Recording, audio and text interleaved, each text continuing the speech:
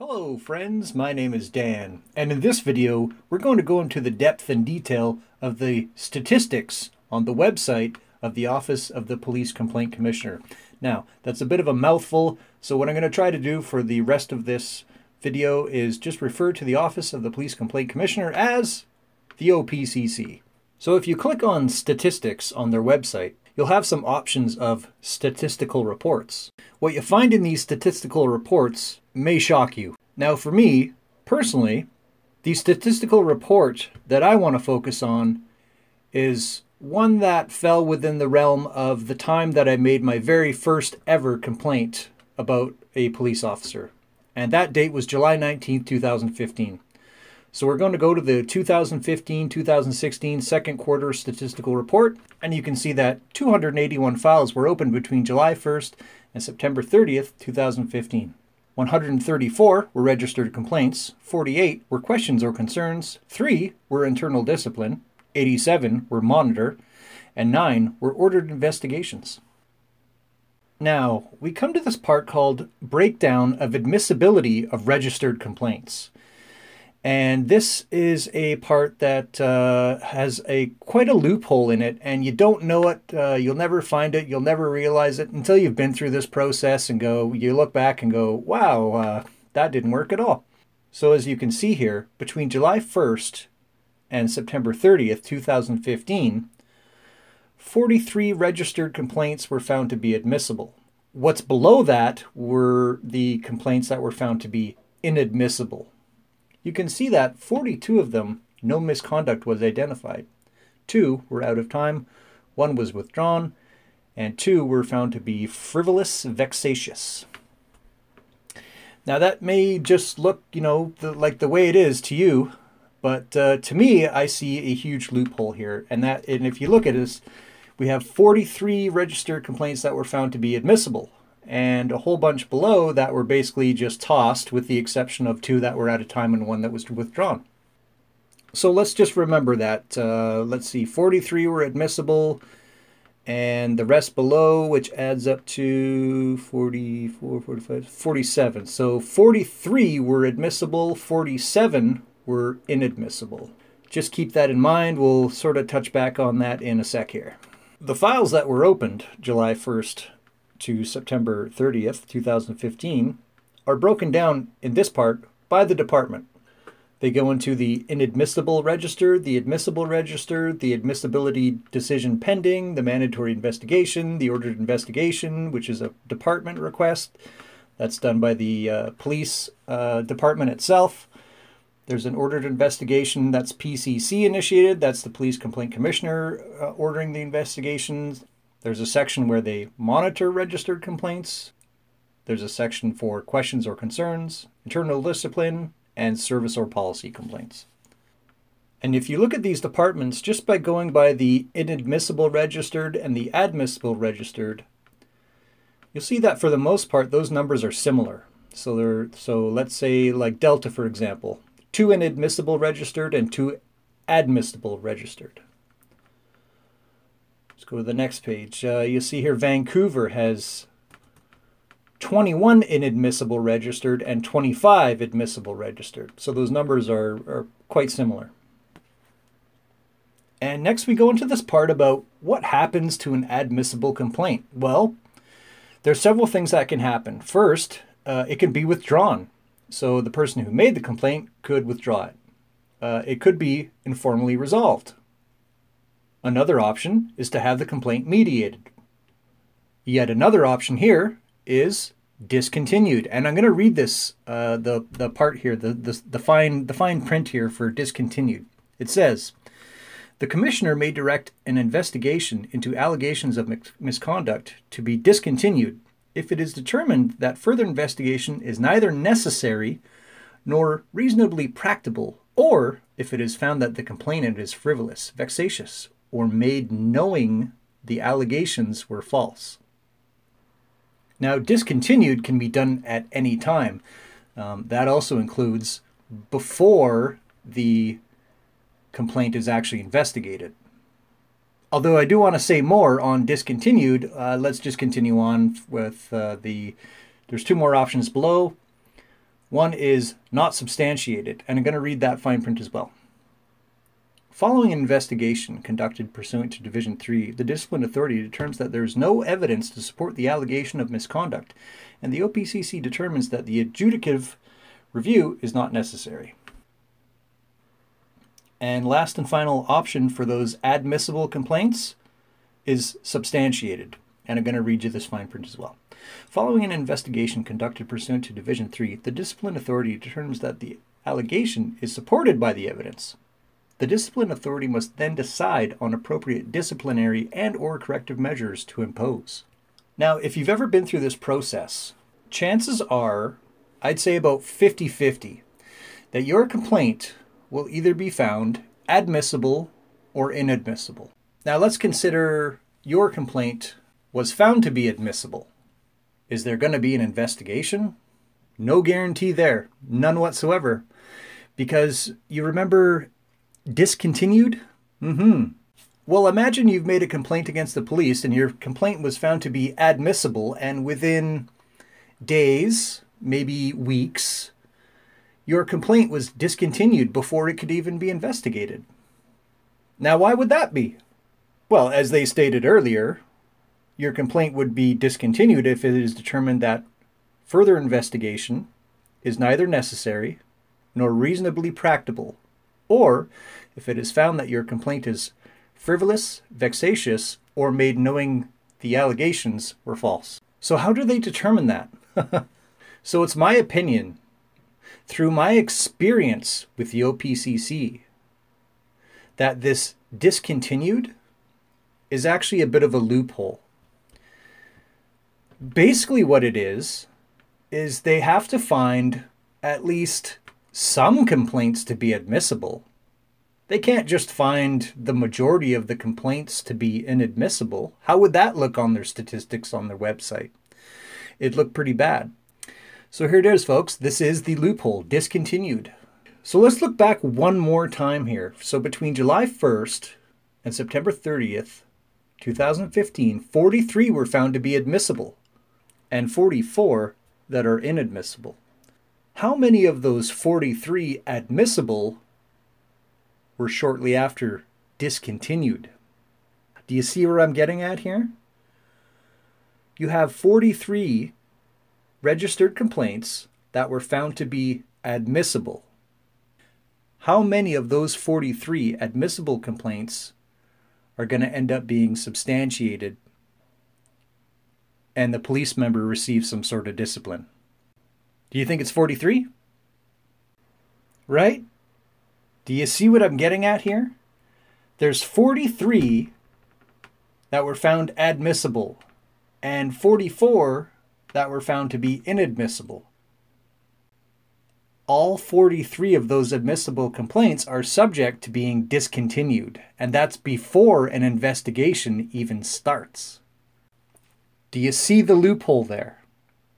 So the discontinued, again, perfect loophole.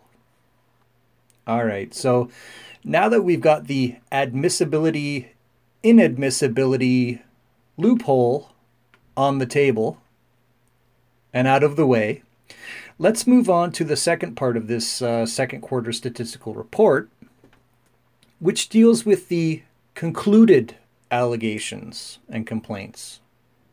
So between July 1st and September 30th, 2015, the OPCC concluded 172 complaints.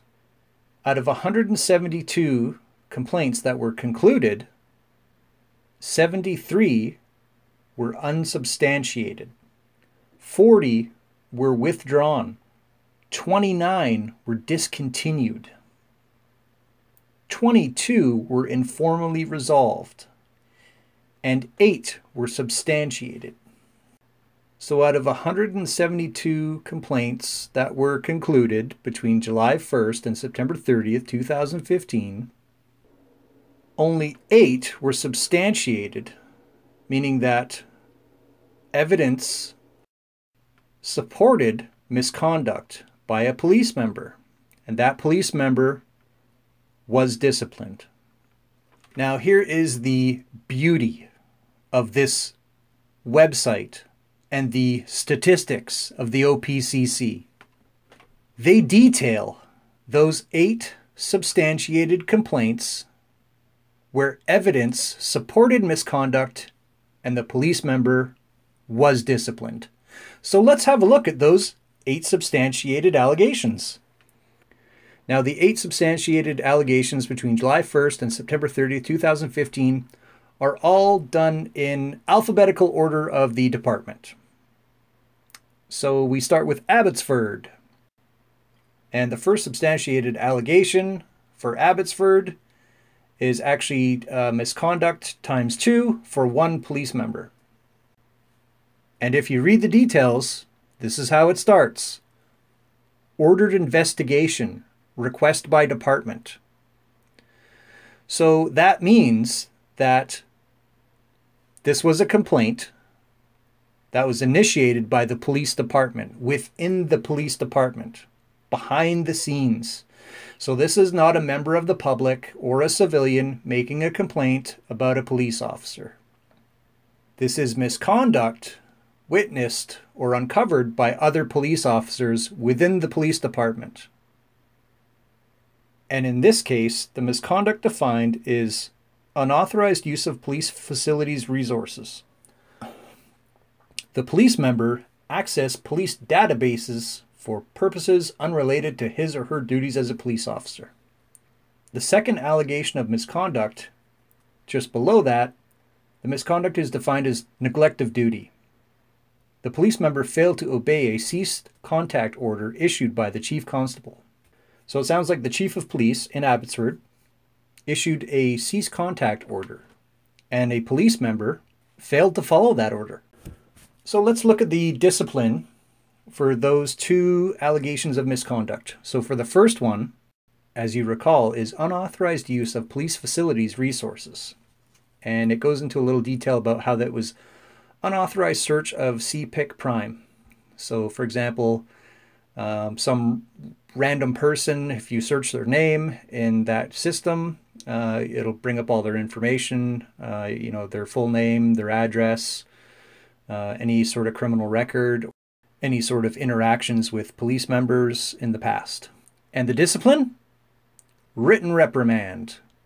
So he basically got a piece of paper saying, don't do that again.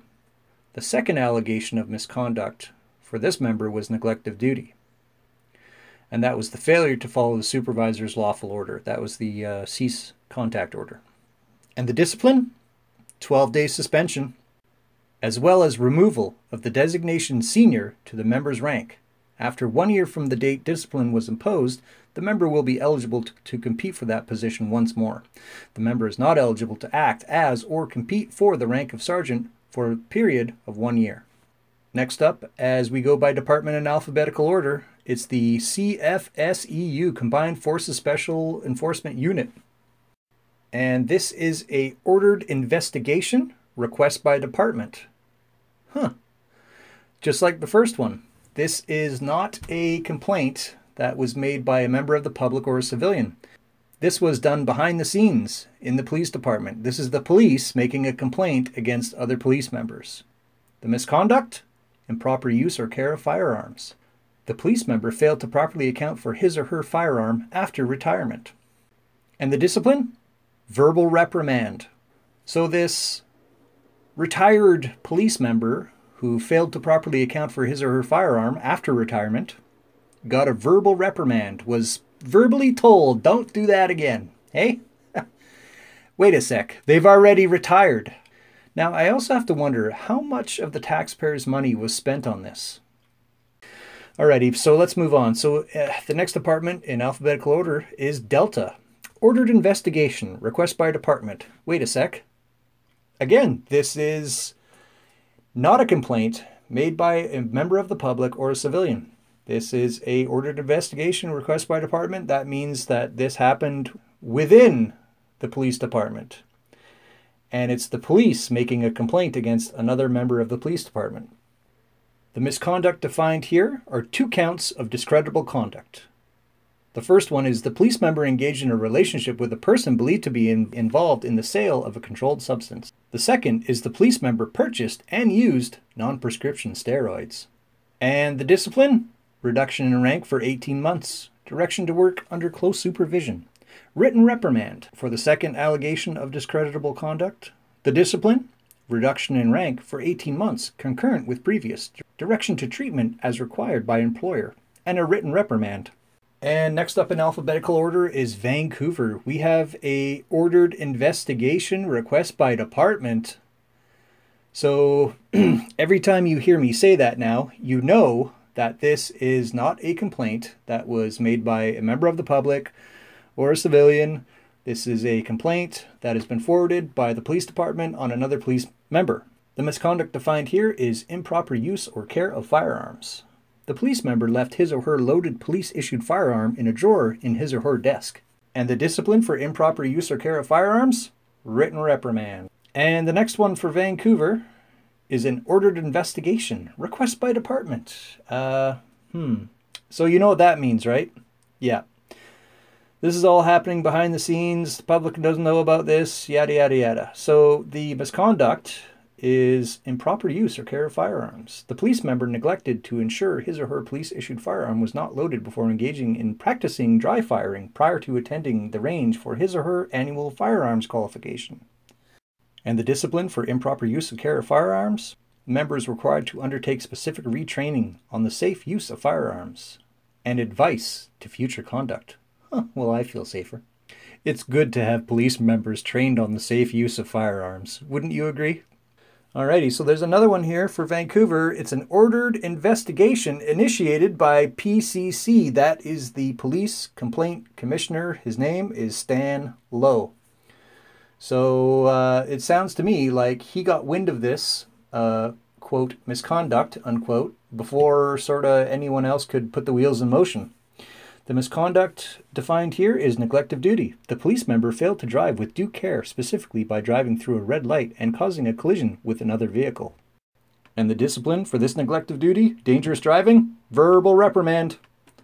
And it looks like we're down to the last one here. This is number 8 of the 8. Ordered investigation request by department. So this is, again, behind the scenes. Nobody from the public made this complaint. This is all within the police department. The misconduct defined here is discreditable conduct. The police member made a derogatory comment on Facebook. The member's profile on Facebook identified him or her as a police member. So that means that another police member saw this police member's comment on Facebook and that their Facebook account identified them as a police member and said, hey, we're not allowed to do that. And there we have it. It's an ordered investigation request by department. So no one from the public, no civilians made this complaint. And the discipline for discreditable conduct?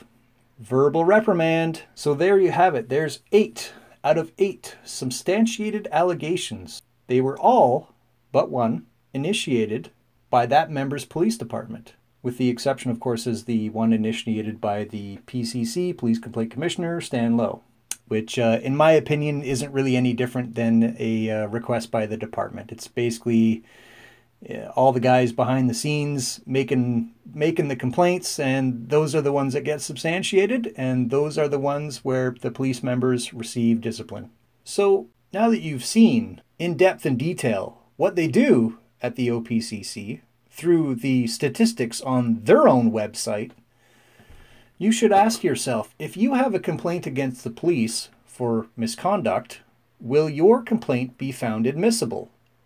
Now, let's say your complaint is found to be admissible. What are the chances of your complaint being discontinued before it even gets investigated? Now, ask yourself, if you've got an admissible complaint that's actually being investigated, what are the chances that your complaint will be concluded and found to be substantiated?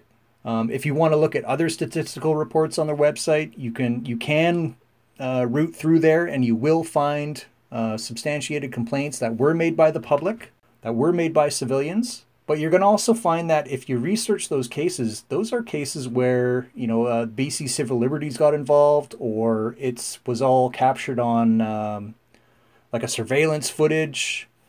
And that's how it works at the OPCC. Thanks for watching. I'm Dan, and there's another video coming up soon in where I have reason to believe, as well as proof, that the OPCC does not have authority to act in the province of British Columbia. Thanks for watching.